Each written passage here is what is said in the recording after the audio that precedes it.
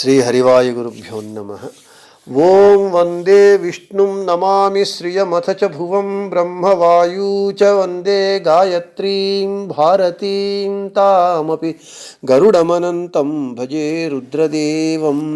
देवीं वंदे सुपर्णी महिपतिदयितां वारुणीमप्युमां ताम् इंद्रादीन् काममुख्यानपि सकलसुरान् तद्गुरून्मद्गुरूंश्च अभ्रमं भंगरहितं अजडं विमलं सदा आनन्दतीर्थमतुलं भजे तापत्रयापहं। जलज्येष्ठनिभाकारं जगदीशपदाश्रयं जगतीतलविख्यातं जगन्नाथगुरुं भजे। पृथ्वीमण्डलमध्यस्थाः पूर्णबोधमतानुगाः वैष्णवाः विष्णुहृदयाः तान् नमस्ये गुरून् मम। आपादमौलिपर्यन्तं गुरूणामाकृतिं स्मरेत् तेन विघ्नाः प्रणश्यन्ति सिद्ध्यन्ति च मनोरथाः। श्री विद्यासागर माधवतीर्थगुरुभ्यो नमः। हरिः ओम्। हरिकथामृतसार गुरुಗಳ ಕರುಣದಿಂದ ಆಪನಿತು ಪೇಳುವೆ ಪರಮ ಭಗವದ್ಭಕ್ತರಿದನಾದರದಿ ಕೇಳುವುದು। श्रीरमणिकर कमल पूजित चारु चरण सरोज ब्रह्म समीरवाणि फणीन्द्रवीन्द्र भवेन्द्र मुख विनुत नीरज भवांडोदय स्थितिका कैवल्यदायक नारसिंहन नमिपे करुणिपुद मगे मंगलवा। परम सत्पुरुषार्थ रूपनु हरियु लोकके ಎಂದು ಪರಮಾದರದಿ ಸದುಪಾಸನೆಯ ಗೈವರಿಗಿತ್ತಪನು ತನ್ನ ಮರೆದು ಧರ್ಮಾರ್ಥಗಳ ಕಾಮಿಸುವರಿಗೆ ನಗುತತಿ ಶೀಘ್ರದಿಂದಲಿ ಸುರಪತನಯ ಸುಯೋಧನರಿಗಿಪ್ಪಂತೆ ಕೊಡುತಿಪ್ಪ. నిన్నటి రోజున మన హరికథామృత సారము పాఠమునందు కరుణాసంధియందు ఉన్నటువంటి ఈ 7వ పద్యము యొక్క మొదటి 3 పంక్తులు పరమ సత్పురుషార్థ రూపను హరియు లోకకే ఎందు పరమాదరది సదుపాసనయ గైవరిగిత్తపను. ఎవరైతే ఆ భగవంతుడే చతుర్విధ పురుషార్థములలో ఉత్కృష్ట పురుషార్థమైనటువంటి మోక్షాన్ని ఇచ్చేటటువంటి వాడు, హరియే సర్వోత్తముడు, వాడొక్కడే స్వతంత్రుడు, మిగిలిన వారందరూ అస్వతంత్రులు, ఈశదాస భావముతో సదుపాసన నిన్న చెప్పినట్లుగా మధ్వాచార్యుల వారు మనకు చూపించినటువంటి మార్గమునందు, ఆ పద్ధతి యందు, ఆ రీతి యందు ఉపాసన చెయ్యటమే సదుపాసన. ఆ రీతిగా సదుపాసన చేసినటువంటి వారికి అతడు తనను తాను ఇచ్చుకుంటాడు. ఇక్కడ మనము నిన్న చెప్పుకున్నాం, ఏకాంత భక్తులు.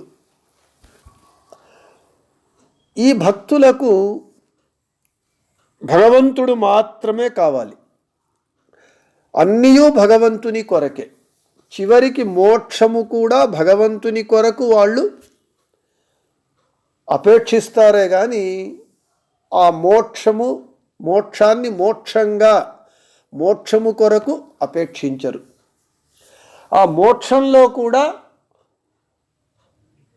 సాంసారిక ఏ తాపత్రయములు లేకుండా భగవంతుణ్ణి శశ్వదేక ప్రకారంగా అవిచ్ఛిన్నంగా వాణ్ణి ధ్యానించవచ్చు, స్మరించవచ్చు. కాబట్టి వాళ్ళు మోక్షాన్ని కోరతారే కానీ మోక్షము కొరకే అపేక్షించినటువంటి వారు ఏకాంత భక్తులు. అది సదుపాసన. ఇంకా సదుపాసన అంటే భగవంతుని యందు నిష్కామమైనటువంటి భక్తి సదుపాసన. ఏకాంత భక్తుల ఉపాసన అత్యంత ఉత్కృష్టమైనటువంటిది. ఆ స్థాయికి మనము చేరటం కష్టం, అందరూ చేరలేరు. ఆ యోగ్యత ఉన్నవారు మాత్రమే ఆ స్థాయికి చేరుకోగలరు. ఇక మనకు అంటే మట్టి బంగారు రెండింటినీ సమానముగా చూసేటటువంటి మనస్థితి రావాలి. భగవంతుడు అధనాత్మ ధనప్రియ అని చెప్తారు భాగవతంలో. దానినే సత్పురుషార్థ రూప అని జగన్నాథదాసుల వారు దానినే చెబుతూ ఉన్నారు. పరమ సత్పురుష రూప అంటే పరమ సత్పురుష అనే శబ్దానికి మహాభగవద్భక్తుల అయినటువంటి భక్త శిఖామణులకు అర్థరూపుడు అంటే ధనరూపము. అంటే పరమసత్పురుషార్థరూప అని అంటే భక్త శిఖామణులకు ఆ భగవంతుడే ధనరూపుడు. అంటే ఆ భక్త శిఖామణులకు భగవంతుడే కావలసినటువంటి ధనము. ఇక వారికి ఏ ధనము అవసరము లేదు అని చెప్తున్నారు.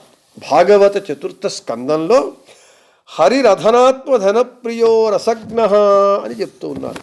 అంటే తన భక్తుల యోగ్యతను తెలిసినటువంటి భగవంతుడు వాళ్ళు దరిద్రులైనా ధనవంతులైనా ఎవరైతే ఒక ఇటుకను ఒక రాయిని బంగారును సమానంగా ఎవరైతే చూస్తారో అంటే ఐహికమైనటువంటి అన్ని పదార్థములందు అనాసక్తులై కేవలము భగవంతుని యందు ఆసక్తి కలిగినటువంటి వారు ఆ భగవంతుడే నాకు కావలసినటువంటి ధనము, ఇక ఏ ధనము నాకు అక్కరలేదు అనేటటువంటి వాళ్ళు అటువంటి భక్తులు. అధనాత్మ ధనప్రియ అటువంటి భక్తులు భగవంతునికి ప్రీతిపాత్రులు. దీనికి ఒక ఉదాహరణ, కర్ణాటక సంగీత పితామహులైనటువంటి దాసశ్రేష్ఠులైనటువంటి పురందరదాసుల వారు ప్రతినిత్యము హరినామ సంకీర్తన చేస్తూ యాయవారం చేసి వాళ్ళు యాయవారంలో జోలెలో వేసినటువంటి బియ్యాన్ని బెల్లము ఈ పదార్థాలను భార్యకు తెచ్చిచ్చేవారట. అది విజయనగర సామ్రాజ్య కాలము. ఆ కాలము మనం విన్నాం విజయనగర సామ్రాజ్యం ఎలా ఉండేది అని అంటే, ఇప్పుడు మనము సంతలో చింతపండు పప్పు బెల్లాలు ఇవన్నీ ఎలా కుప్పలేసుకొని మిరపకాయలు ఎలా అమ్ముతారో ఆ విధంగా కృష్ణదేవరాయల కాలంలో రత్నములు పగడాలు ఇవన్నీ కూడా కుప్పలుగా వేసుకొని సేర్ల కొద్దీ అమ్మేవారట. అది ఆయన కాలం. ఈ పురందరదాసుల వారి జోలెలో యాయవారానికి వెళ్ళినప్పుడు ఆ గృహిణులు ఏం చేసేవారట, బియ్యముతో పాటుగా రత్నములు పగడాలు ముత్యాలు ఇవన్నీ కలిపి వేసేవారట. వారు వండాలి అంటే బియ్యములో కలిసిపోయినటువంటి రత్నాలు పగడాలు ఇవన్నీ ఏరాలి. మనం ఇప్పుడు చాటలో ఏ విధంగా రాళ్లను ఏరి పరేస్తామో చెరిగి, ఆ విధంగా ఆమె రత్నాలు పగడాలు ఇవన్నీ కలిపినటువంటి బియ్యాన్ని చాటలో చెరిగి రత్నాలను పగడాలను వీటన్నింటినీ వారి ఇంటి కుప్పతొట్టిలో పడవేసి బియ్యమును మాత్రం తీసుకొని వంట చేసుకునేవారట. పురందరదాసుల వారి పత్ని, పురందరదాసుల వారు కాదు. పురందరదాసుల వారి పత్నికే రత్నములు పగడములు ఇది లెక్క లేకుండా ఒక బియ్యపులోని రాళ్లవలే దానిని భావించి పడవేసేవారు. ఇది భక్తి. వారికి భగవంతుడు తప్ప ఇక ఏ ధనము కోరరు. అటువంటి వాళ్లకు పరమ సత్పురుషార్థ రూపను హరియులోకకెయందు పరమాదరది సదుపాసనయ గైవరిగే ఇత్తపను వారికి ఇస్తాడనమాట. ఏమి? తనను తాను ఇచ్చుకుంటాడు. నిన్న చెప్పిన మొన్న వెనుకటి పద్యంలో చెప్పుకున్నట్లుగా మనవనిత్తర తన్న నీవను. వీళ్ళు తమ మనస్సులో భగవంతుడు తప్ప ఇక వేరే ఏవి ఉంచుకోరు. ఇక ఈ విషయం గురించి ఎంతైనా మనం చెప్పుకోవచ్చు. అయితే ముందు పంక్తులకు వెళదాం. సదుపాసన గైవరిగిత్తపను తనను తాను ఇచ్చుకుంటాడు. అలా కాకుండా మళ్ళీ ఈ మిగిలిన కిందటి 3 పంక్తులకు ఆ అంటే తనను అనే పదాన్ని మనం ఇక్కడికి చేర్చుకుంటే, ತನ್ನ ಮರೆದು ಧರ್ಮಾರ್ಥಗಳ ಕಾಮಿಸುವರಿಗೆ ನಗುತ ಅತಿ ಶೀಘ್ರದಿಂದಲಿ ಸುರಪತನಯ ಸುಯೋಧನರಿಗಿಪ್ಪಂತೆ ఇత్తంతే కొడుతిప్ప.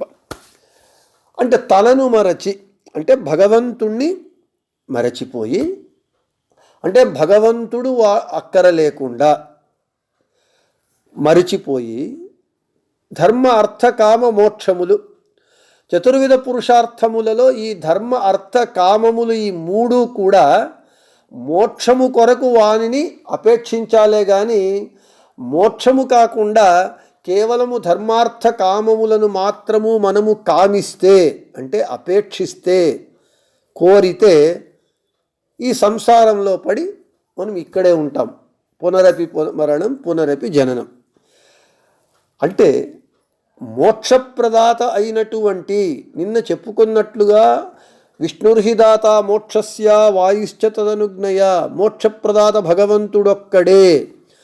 జీవోత్తములైనటువంటి వాయుదేవుల వారు భగవంతుని ఆజ్ఞ మేరకు ఇవ్వగలరు. అటువంటి మోక్ష ఏకైక ప్రదాత అయినటువంటి భగవంతుణ్ణి మరచిపోయి చతుర్విధ పురుషార్థములలో మోక్షాన్ని వదిలిపెట్టి కేవలము ధర్మము అర్థము కామము ఈ మూడింటిని మాత్రమే కామిసువరిగే అంటే అపేక్షించేటటువంటి వారికి, కోరేటటువంటి వారికి వారిని చూచి నగుత అతి శీఘ్రదిందలి, వాళ్ళని చూచి భగవంతుడు నవ్వుకుంటాడట. ఎందుకు నవ్వుకుంటాడు అనేది మళ్ళీ ముందు చెప్పుకుందాం. నవ్వుకుంటూ శీఘ్రంగా అతి శీఘ్రంగా చాలా తొందరగా అడిగిన వెంటనే వాళ్ళు కోరినది ఇచ్చేస్తాడట. ఎలా?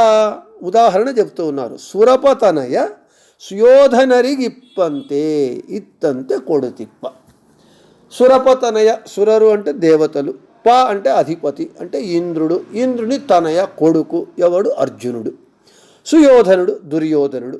వారిద్దరికీ ఇచ్చినట్లుగా, వారు కోరినది వారికి ఇచ్చినట్లుగా తనను మరచిపోయి అంటే భగవంతుణ్ణి మరచిపోయి కేవలము ధర్మార్థ కామములను మాత్రమే కోరేటటువంటి వారికి వారిని చూచి నవ్వుతూ వారు కోరినవి ఇస్తాడట. కొడుతిప్ప ఇస్తాడు. ఉదాహరణ అర్జునునికి దుర్యోధనునికి ఇచ్చినట్లుగా అని చెబుతూ ఉన్నారు. ఇక్కడ సురపతనయ సుయోధనరిగిప్తంతే కొడుతిప్ప అని చెప్తూ ఉన్నారు. ఇక్కడ ఈ సురపతనయ సుయోధనరిగిప్తంతే అనేటటువంటి మాట భారతంలో మనకు కృష్ణుని వద్దకు యుద్ధ సహాయము కొరకు అర్జునుడు దుర్యోధనుడు వచ్చినటువంటి ప్రసంగము చెబుతూ ఉన్నారు ఇక్కడ జగన్నాథ దాసుల వారు.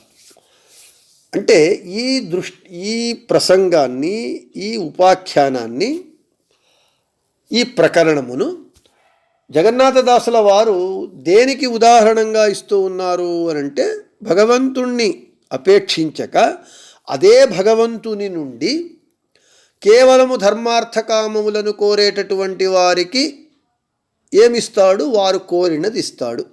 అర్జునుడు దుర్యోధనుడు ఏమి కోరారో వాళ్ళకి అది ఇచ్చినట్లుగా అని చెబుతూ ఉన్నారు. ఇక్కడ సరే సంధి విఫలమైనది, కృష్ణుడు వెళ్ళిన సంధి పొసగలేదు, యుద్ధమే నిర్ణయమైనది. అప్పుడు కృష్ణుడు కౌరవులకు పాండవులకు ఇద్దరికీ కావలసినటువంటి వాడు. సరే, దుర్యోధనుడు వస్తూ ఉన్నాడు కృష్ణుని సహాయం కోరటానికి యుద్ధంలో. అర్జునుడు వస్తూ ఉన్నాడు. అర్జునుడు వచ్చాడు, దుర్యోధనుడు మొదట వచ్చాడు. వచ్చి సరే దుర్యోధనుడు వస్తున్నాడని భగవంతుడు సర్వజ్ఞుడు తెలిసినది. కృష్ణుడు ఏం చేశాడు, తాను నిద్రపోతూ ఉన్నట్లుగా నిద్ర లేనటువంటి అప్రాకృతుడైనటువంటి భగవంతుడు కలి వస్తూ ఉన్నది అని చెప్పి నిద్రపోయినట్లుగా నటిస్తూ పండుకున్నాడు. అక్కడ ఒకే సింహాసనం ఉన్నది. దుర్యోధనుడు వచ్చాడు. వచ్చి చూస్తే కృష్ణుడు నిద్రపోతూ ఉన్నాడు. సరే, నిద్రపోతూ ఉన్నాడని చెప్పి చూచాడు. అక్కడ ఒకే సింహాసనం ఉన్నది, ఇంకో ఆసనము లేదు. నేను చక్రవర్తిని అని చెప్పి దర్పంగా ఆ సింహాసనంలో కూర్చున్నాడు. ఆ తరువాత అర్జునుడు వచ్చాడు. అర్జునుడు వచ్చి చూస్తే కృష్ణుడు నిద్రపోతూ ఉన్నాడు. వచ్చి అర్జునుడు వినయంగా కృష్ణుని పాదాలకు నమస్కరించి కృష్ణుని పాదాల చెంత నిలబడ్డాడు. అప్పుడు కృష్ణుడు కన్నులు తెరిచాడు. కన్నులు తెరిచి చూస్తే మనం లేచిన వెంటనే మనకు కాళ్ళ వైపే మన దృష్టి పోతుంది. కాళ్ళ దగ్గరే అర్జునుడు నిలబడ్డాడు. లేచి కన్నులు తెరిచిన వెంటనే అర్జునుడు కనబడ్డాడు. ఓ అర్జున, ఎప్పుడొచ్చావయ్యా, ఏమిటి అన్నాడు. అంతలోపలే దుర్యోధనుడు అర్జునుని కంటే ముందు వచ్చి కూర్చున్నాడు. శబ్దం చేస్తూ ఉన్నాడు, కృష్ణ, నేను అర్జునుని కంటే ముందు వచ్చాను. అప్పుడు కృష్ణుడు అన్నాడు, దుర్యోధన, నీవు ముందు వచ్చావని నాకు అర్థమవుతున్నది. ఎందుకంటే ఇక్కడ ఉన్నది ఒకటే సింహాసనము. నేను లేచి చూచేటప్పటికీ నీవు సింహాసనంలో కూర్చొని ఉన్నావు. అర్జునుడు చూస్తే నా కాళ్ళ దగ్గర నిలబడ్డాడు. కాబట్టి నీవు ముందు వచ్చావని నాకు అర్థమవుతూ ఉన్నది. మొదట నీవే వచ్చినావు, నిజమే. అయినా నేను మొదట చూచినది అర్జునుణ్ణి. నీవు మొదట వచ్చినా నేను మొదట చూచినది అర్జునుణ్ణి. అంటే భగవంతుని కృపా కటాక్ష వీక్షణము మనపైన పడాలి. మనము అతనిని చూడటం కాదు, అతని చల్లటి చూపు ఒక్క క్షణమైనా మన మీద పడితే మనము ధన్యులం.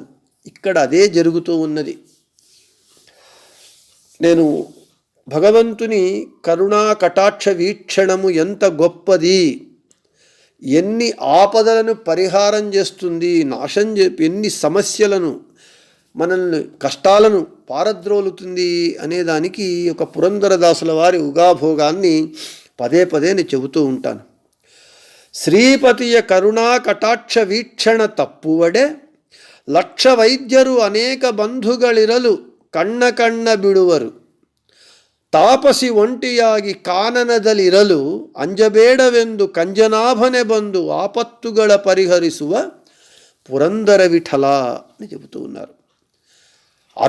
దుర్యోధనుడు ముందు వచ్చినా మొదట వచ్చినా కృష్ణుడు మొదట చూచినది అర్జునుణ్ణి. ఇక్కడ ఈ ఉగాభోగమునకు అర్థం ఏమిటి? శ్రీపతి లక్ష్మీపతి అయినటువంటి భగవంతుని కరుణా కటాక్ష వీక్షణము తప్పితే, వాని కరుణా కటాక్ష వీక్షణము మనకు తప్పితే, లక్ష వైద్యులు, అనేక మంది బంధువులున్నా, కోట్ల కొద్దీ డబ్బు ఖర్చు చేసినా ఏమి వాణిని బతికించడానికి సాధ్యము కాదు. కళ్ళు తేలవేస్తారు, వాడు కళ్ళు తేలవేస్తారు, వీళ్ళు చెయ్యి వదిలేస్తారు, డాక్టర్లు కూడా. అదే వాణి శ్రీపతి కరుణా కటాక్ష వీక్షణము ఉంటే, ఒక తపస్వి అంటే భగవంతుని భక్తుడు ఒంటరిగా దట్టమైనటువంటి అడవిలో ఉన్నా, ఆ అడవిలో ఎక్కడ నుండి ఏ విధమైనటువంటి ఎలాగైనా ఏ ఆపద వచ్చినా రే నీవు భయపడవద్దు, నేను నీకున్నాను అని భగవంతుడు వచ్చి ఆపదలన్నింటినీ పరిహరిస్తాడు, పురందర విఠలుడు వచ్చి పరిహరిస్తాడు అని. అంటే ఇక్కడ భగవంతుని కరుణా కటాక్ష వీక్షణమునకు మనము పాత్రులు కావాలి. ఇక్కడ అర్జునుడు అదే పని చేశాడు. దుర్యోధనుడు మొదట వచ్చి దర్పంగా సింహాసనంలో కూర్చొని కృష్ణుని మొదటి చూపునకు అతడు పాత్రుడు కాలేదు. ఆలస్యంగా వచ్చినా, మనకు ఇంగ్లీష్లో చెప్తారు లేట్ అయినా లేటెస్ట్గా వచ్చాడు అని. కాబట్టి అర్జునుడు ఆలస్యంగా వచ్చిన కృష్ణుని చల్లటి చూపునకు పాత్రుడయ్యాడు. సరే, అప్పుడు ఎందుకయ్యా వచ్చారు ఇద్దరిని అడిగాడు కృష్ణుడు. అర్జునుడు అన్నాడు, కృష్ణ, మాకు యుద్ధంలో నీ సహాయం కావాలి. దుర్యోధనుడు అన్నాడు, నేను కూడా అందుకొరకే వచ్చాను. అప్పుడు కృష్ణుడు చెబుతూ ఉన్నాడు వాళ్ళిద్దరికీ, మీరు హే దుర్యోధన అర్జునులు, మీరిద్దరికూ నేను చెబుతూ ఉన్నాను, నేను యుద్ధంలో ఆయుధము పట్టను, యుద్ధము చెయ్యను, ఉచిత సలహాలు మాత్రమే ఇస్తాను. నేనొక్కడు ఒకవైపు ఉంటాను. గోపికా స్త్రీలలో నా వల్ల పుట్టినటువంటి 10 లక్షల మంది నా కుమారులు వాళ్ళు, వారందరినీ ఒక భాగము, నేను ఒక భాగము. ఈ రెండింటి యందు కోరుకుంటే నన్ను కోరుకోవాలి, లేదా నా పుత్రులు 10 లక్షల మంది యోధులను కోరుకోవాలి. 2 భాగములు. ఎవరెవరికి ఏది కావాలో కోరుకోండి అన్నారు. మనం మొదటే చెప్పుకున్నట్లుగా కృష్ణుని చూపు మొదట అర్జునుని మీద పడినది. అయితే ఇక్కడ ఒక చిన్న లాజిక్, తర్కం అంటాం కదా. దుర్యోధనుడు సార్వభౌముడు, అతనే స్వతంత్రంగా నిర్ణయము తీసుకోగలిగినటువంటి అధికారము, స్వాతంత్ర్యము ఉన్నటువంటి వాడు. అర్జునుడు అలా కాదు, అన్నచాటు తమ్ముడు, అతనికి స్వాతంత్ర్యం తక్కువ, ఇంకా చిన్నవాడు. ఈ కారణముతో అర్జునునికే మొదట కోరుకునేటటువంటి అవకాశము ఇవ్వబడుతుంది. అర్జున, నీకు నేను కావాలా, 10 లక్షల మంది సైన్యము కావాలా? అప్పుడు అర్జునుడు అన్నాడు, హే స్వామి, నాకు నీ సైన్యం వద్దు, నిరాయుధుడవైనా, నీవు యుద్ధము చేయకపోయినా నీవే నాకు కావాలి అని అర్జునుడు కోరాడు. అప్పుడు దుర్యోధనుడు ఒక నిట్టూర్పు వదిలాడు. నాకు కావలసినది సైన్యమే, వీడు ఆయుధము పట్టడట, యుద్ధము చెయ్యడట, కృష్ణుడు ఉచిత సలహాలు ఇస్తాడట, ఎవరికి కావాలి ఈ కంచి గరుడ సేవ? దుర్యోధనుడు లోపల భయపడుతూ ఉన్నాడు, ఎక్కడ అర్జునుడు 10 లక్షల మంది సైన్యాన్ని తీసుకొని ఈ కంచి గరుడ సేవను నాకెక్కడ అంటగడతాడో అని. అయితే అర్జునుడు మహాభక్తుడు కాబట్టి కృష్ణుణ్ణి ఎంచుకున్నాడు. దుర్యోధనునికి కావలసినది అదే, నాకు సైన్యం కావాలి అని సైన్యాన్ని తీసుకున్నాడు. ఇక్కడ ತನ್ನ ಮರೆದು ಧರ್ಮಾರ್ಥಗಳ ಕಾಮಿಸುವರಿಗೆ ನಗುತತಿ ಶೀಘ್ರದಿಂದಲಿ ಸುರಪತನಯ సుయోధనరిగిత్తంతే కొడుతిప్ప. ఇక్కడ స్వారస్యం చూడండి. కృష్ణుణ్ణి వదిలి, కృష్ణుడు వద్దు, మాకు కృష్ణుని సహాయం కావాలి యుద్ధంలో అని వచ్చారు. అంటే ధర్మార్థ కామములను మాత్రము కోరి అర్జునుడు దుర్యోధనుడు వచ్చారు. అయితే అర్జునునికి దుర్యోధనునికి మధ్య ఉన్న తేడా గమనించాలి. అర్జునుడు మహాభక్తుడు, దుర్యోధనుడు దుర్మార్గుడు, దుష్టుడు, కలి, పరమ విలన్. మన భాషలో చెప్పుకోవాలి అని అంటే వానికంటే పెద్ద విలన్ ఈ ప్రపంచంలో ఎవరు లేరు. అర్జునుడు ఏం కోరాడు? కృష్ణ నీవే నాకు కావాలి, పరమ సత్పురుషార్థ రూపను హరియు లోకకెయందు. అర్జునునికి అయ్యా నీ ఒక్కడు చాలు నాకు, ఇక ఎవ్వరూ వద్దు అని అర్జునుడు కృష్ణుణ్ణి కోరాడు. అది అర్జునుని యొక్క భక్తి భగవంతుని యందు.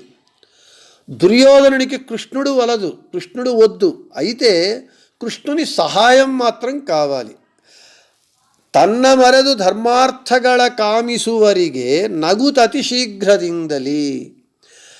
ఇక్కడ దుర్యోధనుణ్ణి చూచి కృష్ణుడు నవ్వుకున్నాడట, నవ్వుతూ కోరినది ఇస్తూ ఉన్నాడట. అంటే హే మూర్ఖుడా, నేనే నీకు సహాయంగా వస్తాను అని తాను చెబితే అర్థం చేసుకోకుండా నీవు వద్దు, నీ సైన్యం నాకు కావాలి అంటే ఎంత అవివేకి, ఎంత మూర్ఖుడు.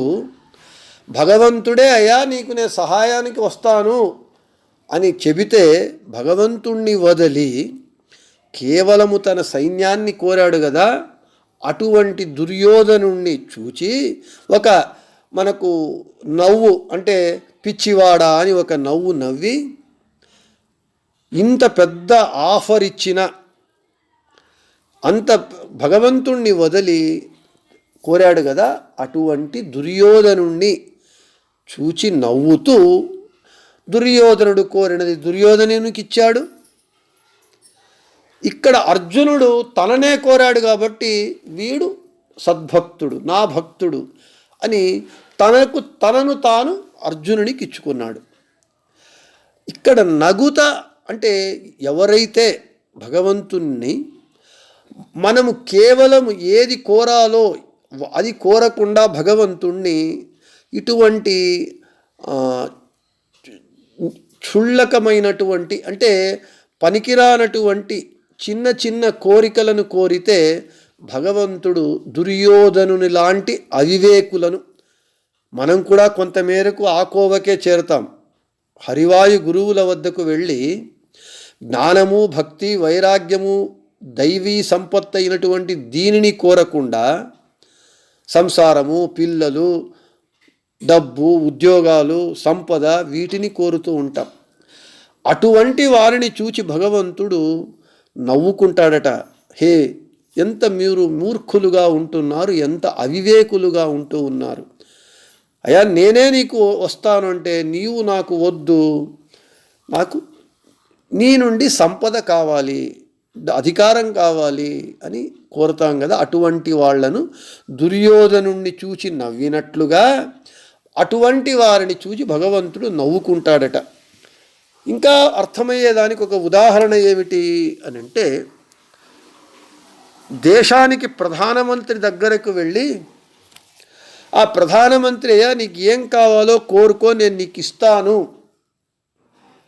ఏ ఉద్యోగం కావాలన్నా నీకు ఇస్తాను కోరుకోని ప్రధానమంత్రి గొప్ప ఆఫర్ ఇస్తే వాని దగ్గరికి వెళ్ళి నాకు ఏదో ఒక చిన్న గుమాస్తా ఉద్యోగమో అటెండర్ ఉద్యోగమో ఇవ్వమని అడిగితే అప్పుడు ప్రధానమంత్రి మనల్ని చూచి నవ్వుకుంటాడు. రే నీకు ఇంత పెద్ద ఆఫర్ ఇస్తే నీవేమిరా ఇంత చిన్న కోరికను కోరావు అని. అదేవిధంగా భగవంతుని వద్ద మనము కోరవలసినటువంటిది ఏది, వాడు అన్నీ ఇవ్వగలడు, మోక్షప్రదాత. అటువంటి వాడి దగ్గర మనము కోరవలసినటువంటిది ఏమి, నిశ్చలమైనటువంటి భక్తి, వాణిని కోరాలి. అంతేగాని అది వదిలి ఈ ధర్మార్థ కామములను కోరరాదు. కాబట్టి మనకు ఈ పద్యము ద్వారా జగన్నాథదాసుల వారు స్పష్టంగా చెబుతూ ఉన్నారు. అయ్యా మీరు భగవంతుణ్ణి భక్తి చేయండి, ఆ భక్తి భగవంతుడు కావాలి అని చేయండి. ఇంకా ఒక ఉదాహరణ ఇస్తాను. మనము ఒక రైతు వ్యవసాయం చేస్తాడు. వ్యవసాయం చేస్తే వాడు ధాన్యం కొరకు వ్యవసాయం చేస్తాడే కానీ ఆ ధాన్యం మీద వచ్చేటటువంటి వరి పొట్టు కొరకు వ్యవసాయం చెయ్యడు. అది వద్దన్నా వరి పొట్టు వస్తూ ఉన్నది. ఆ వరి పొట్టును వాడు పారవేస్తాడా అంటే లేదు, దానిని వాడుకుంటాడు. అయితే వాడు వ్యవసాయం చేయటం మాత్రం బియ్యం కొరకే చేస్తున్నాడు. ఈ వరి పొట్టు అనేటటువంటిది వద్దన్నా వస్తూ ఉన్నది. అదేవిధంగా భగవంతుడు మనము కోరినటువంటి ఆ మోక్షాన్నే వాడు ఇవ్వగలిగినటువంటి వాడైనప్పుడు వాని వద్దకు వెళ్ళి మోక్షానికి కావలసినటువంటి సాధనములైనటువంటి జ్ఞానము, భక్తి, వైరాగ్యాన్ని కోరకుండా ఆ మోక్షానికి అడ్డంకిగా ఉన్నటువంటి, ప్రతిబంధకంగా ఉన్నటువంటి, సంసార బంధనమునకు కారణమైనటువంటి ధర్మార్థ కామములను మాత్రమే కోరితే అప్పుడు భగవంతుడు నవ్వుకొని కోరినది వెంటనే ఇచ్చేస్తాడట. నేను మొదటే చెప్పినట్లుగా ధర్మార్థ కామములన్నీ శాశ్వత సుఖమైనటువంటి, శుద్ధ సుఖమైనటువంటి మోక్షము కొరకే ధర్మార్థ కామములను మనము అపేక్షించాలి, కోరాలి. కానీ కేవలము ధర్మార్థ కామముల కొరకే ధర్మార్థ కామములను కోరరాదు. కోరితే మోక్షానికి ప్రతిబంధకమవుతుంది. కాబట్టి ఈ పద్యంలో జగన్నాథదాసుల వారు మనకు చివరగా ఈ విధంగా భగవంతుణ్ణి ఏది కోరాలి, ఏది కోరకూడదు, వానినే కోరితే, వాని అనుగ్రహాన్ని కోరితే, వాని యందు భక్తిని చేస్తే తనను తాను మన కొరకు ఇచ్చుకుంటాడు. అది వానిని వదలి కేవలము ధర్మార్థ కామములను కోరితే తీసుకోండిని ఇచ్చి ఇంకా సంసార బంధనమునలు మనముగా బందీ అవుతూ ఉన్నాము. కాబట్టి భగవంతుణ్ణి ఏమి ప్రార్థించాలి, ఏమి ప్రార్థించకూడదు అని ఉదాహరణలతో సహా జగన్నాథదాసుల వారు భారతంలో ఉన్నటువంటి ఒక ప్రసంగాన్ని ఇక్కడ మనకు గుర్తు చేస్తూ బాగా హృద్యంగమంగా తెలిపారు అని చెబుతూ ఈ రోజుతో ఈ పద్యాన్ని ముగించి రేపటి మన పాఠమునందు 8వ పద్యమైనటువంటి జగవనల్లవ నిర్మిసువ అనేటటువంటి పద్యాన్ని రేపు చెప్పుకుందామని చెబుతూ శ్రీకృష్ణార్పణమస్తు, మధ్వేశార్పణమస్తు. అందరికీ శుభమస్తు.